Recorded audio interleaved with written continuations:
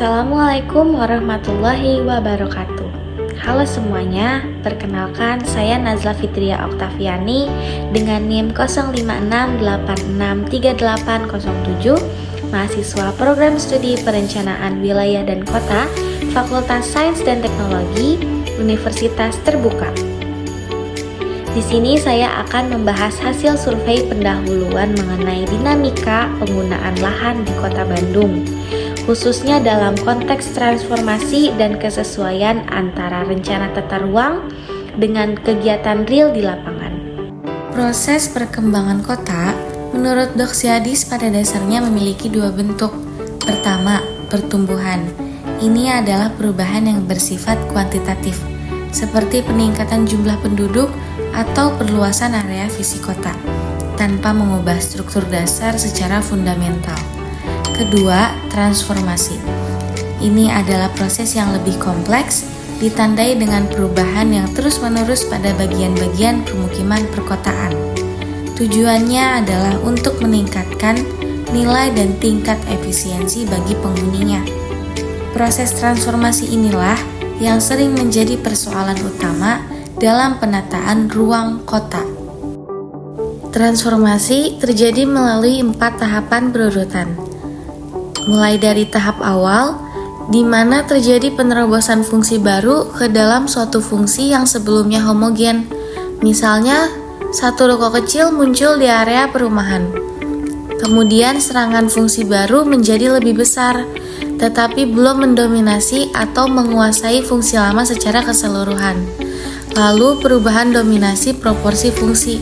Fungsi baru mulai menguasai proporsi kawasan. Dan tahap akhir, di mana terjadi pergantian sama sekali dari fungsi lama ke fungsi baru. Kawasan yang dulunya perumahan, kini sepenuhnya menjadi area komersial, serta dampak transformasi tidak terencana. Ketidaksesuaian pembangunan dengan rencana tata ruang menimbulkan dampak negatif yang besar dan saling terkait. Pembangunan yang dilakukan masyarakat seringkali tidak sesuai dengan rencana tata ruang kota. Terjadinya perubahan struktur kota dan kehidupan sosial budaya masyarakat perkotaan, alih fungsi lahan yang tidak terkontrol menyebabkan penurunan kualitas lingkungan. Perubahan ini sangat dirasakan hasilnya pada struktur ekonomi masyarakat yang dapat menciptakan ketimpangan atau konflik kepentingan. Oleh karena itu, perlu diidentifikasi yang jelas. Sebelum melangkah ke survei, kita perlu membedakan dua konsep utama. Pertama, guna lahan. Ini adalah fungsi dominan yang secara khusus ditetapkan pada suatu kawasan, biasanya merujuk pada zonasi atau rencana tata ruang. Contoh, kawasan ditetapkan sebagai blok perumahan. Yang kedua, kegiatan. Ini merujuk pada aktivitas spesifik atau pemanfaatan ruang yang benar-benar terjadi pada suatu persil lahan. Contoh, di dalam blok perumahan ada persil yang digunakan sebagai warung makan. Lalu, urgensi identifikasi. Kita perlu mengidentifikasi karakteristik guna lahan dan kegiatan ini untuk memudahkan melihat seberapa jauh proses transformasi suksesi fungsi telah terjadi. Survei ini memiliki tujuan utama, yaitu mengkaji kesesuaian antara guna lahan yang direncanakan dan kegiatan yang sesungguhnya terjadi melalui pemahaman sistem dan karakteristik guna lahan serta variasi kegiatan di dalamnya. Untuk mencapai tujuan tersebut, ada 3 sasaran kegiatan yang harus dicapai. Diidentifikasinya karakteristik guna lahan di Kota Bandung, diidentifikasinya karakteristik variasi kegiatan di dalam suatu guna lahan di Kota Bandung, diidentifikasinya karakteristik kegiatan yang berkembang di dalam guna lahan tersebut.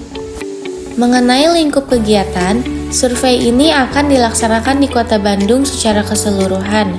Kota Bandung dibagi menjadi 6 wilayah pengembangan yang akan menjadi fokus analisis spasial kita. Kegiatan ini akan dilaksanakan dalam jangka waktu 1 semester. Keluaran yang diharapkan, hasil akhir dari kegiatan ini adalah 1 laporan hasil survei yang siap pakai, yang dapat digunakan sebagai dasar dan masukan dalam tahapan proses perencanaan tata ruang selanjutnya. Untuk memastikan survei berjalan efektif, diperlukan beberapa tahapan teknis, mulai dari pemahaman masalah. Sebelum survei, sangat penting untuk memiliki pemahaman dan perumusan masalah yang kuat mengenai topik transformasi guna lahan ini. Lalu kebutuhan data, merumuskan secara spesifik jenis dan pola kebutuhan data yang harus dikumpulkan. Kemudian metodologi, merumuskan populasi dan sampel survei, serta memilih, menyusun, dan menggunakan perangkat survei yang tepat, serta target area, menentukan area spesifik persil atau blok yang akan disurvei di setiap wilayah pengembangan. Agar kegiatan dapat berjalan efisien, aspek pengorganisasian harus disiapkan matang. Pertama, organisasi tim, membentuk struktur tim survei yang jelas dan pembagian tugas yang efektif. Kedua, proposal dan izin, membuat proposal kegiatan formal dan mengurus segala perizinan yang diperlukan ke pihak terkait di Kota Bandung. Ketiga, anggaran, melakukan perkiraan biaya untuk semua aktivitas, termasuk pencarian data dan operasional survei. Keempat, langkah akhir, setelah survei lapangan, data akan diolah, ditampilkan, dan dilakukan interpretasi sederhana untuk menghasilkan kesimpulan awal mengenai karakteristik guna lahan dan kegiatan di Kota Bandung.